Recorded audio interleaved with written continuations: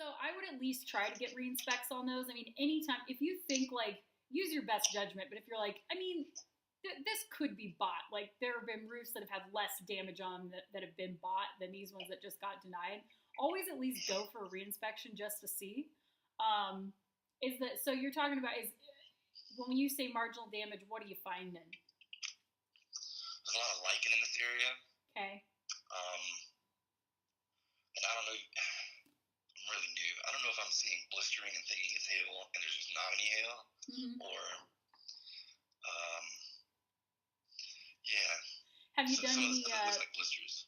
Okay, so you're finding maybe there's a lot of lichen up there as well. So one of the things that's going to be really important when you're doing adjustments, like doing adjuster meetings, is a lot of adjusters go into a roof, and the second they see lichen, what do you think they're thinking in their head, even if there is legitimate hail damage?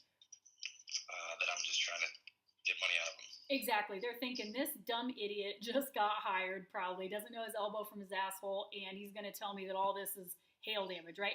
So one of the most important things that you're going to be doing is acknowledging that. And in one of my courses, I actually have a program or a lesson called The Power of Acknowledgement. And what that is basically acknowledge whatever is going to be your first immediate obstacle. Let's get it out of the way.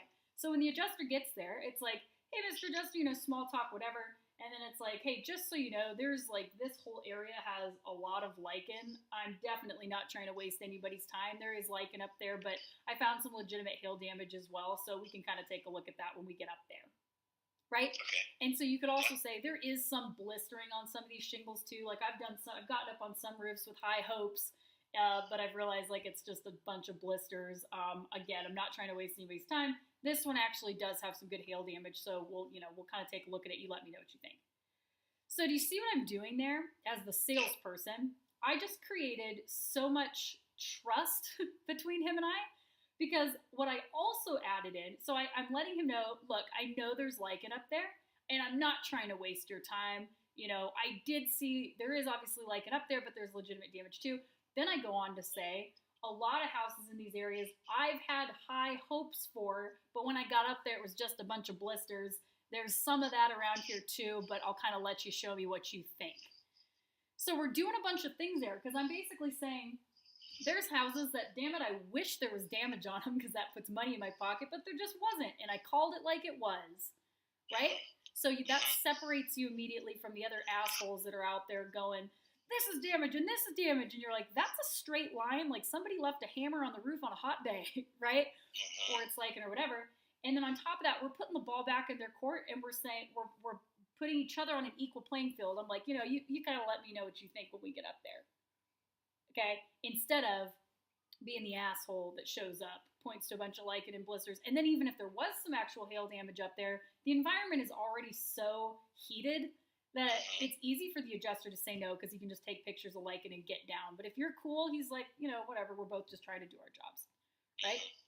So that's just a tip. I know that's a little bit on a tangent there, but I wanted to bring that up because when you have roofs that do have a lot of blisters and they do have lichen, it doesn't mean that just because there's lichen and there's blisters, there's also not legitimate hail damage, okay?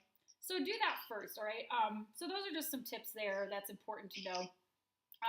But from this point over, it's like, all right, so you've got some marginal damage, which, by the way, I actually love marginal damage. Yes, you might have a couple here and there that just don't end up getting approved, but at the end of the day, damage is damage. And most of the time in those marginal areas, you're not going to have quite as much competition.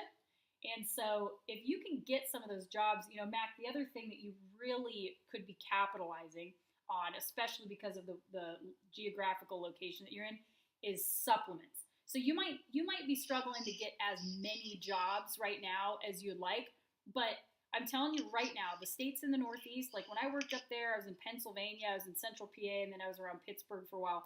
The supplementing opportunity on those jobs is stupid because the price per square is way higher than the Midwest and the South. And the adjusters, it's not like Dallas, Texas, where the adjusters are getting inundated all day with supplemental requests. So when you send in supplements, it was so easy to get supplements approved up there. I would just send it in. I would do, I'd follow the thing that I teach with what I'd say and all that stuff. By the way, this is one of my best tips, and it's so stupid simple, but please remember this.